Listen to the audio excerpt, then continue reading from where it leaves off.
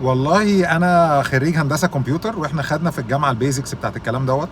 خدنا ايمج بروسيسنج، خدنا ديجيتال سيجنال بروسيسنج وسيجنال بروسيسنج عاديه، وخدنا اوبريتنج سيستمز، وخدنا شويه حاجات تخليك انك انت لما تيجي تتبحر في الحاجات دي تبقى فاهم. ولكن ما درسناش كل تكنيك لوحده. يعني انت عندك فكره كويسه عن الكومبريشن، بس ما درستش الجي بي اي جي لوحده.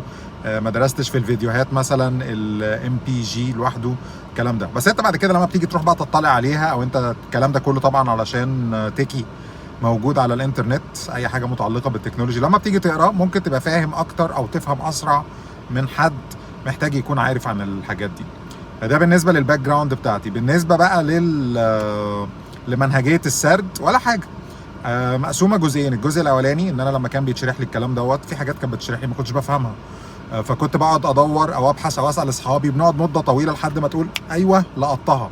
ياه، ده انا لو كان في حد قال لي الحته دي من اول 3 ثواني كنت فهمت. انا بقى بحاول اقفش في اليا لو كان حد قال لي دي، واعملها في فيديو اليوتيوب.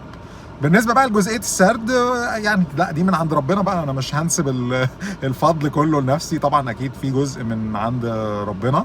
وفي نفس الوقت بسمع تعليقاتكم، لو في حاجه طريقه انا قلت بيها عجبت الناس بحاول اكابيتالايز او استرس عليها. لو حاجه ما كانتش الطف حاجه بنحاول ان احنا ما نسترسش عليها. الموشن جرافيكس ساعات اللي بتفهم الناس بتخيلها في دماغي وبحاول انفذها. لقيت نفسي مش قادر انفذها او مش عارف، محتاج ان انا اشوف توتوريالز بدلقها. بحاول اوصل لصيغه لو انا نفسي شفت الفيديو وانا مش فاهم افهم بيه. فبس بتمنى كده اكون وضحت الاجابه يعني.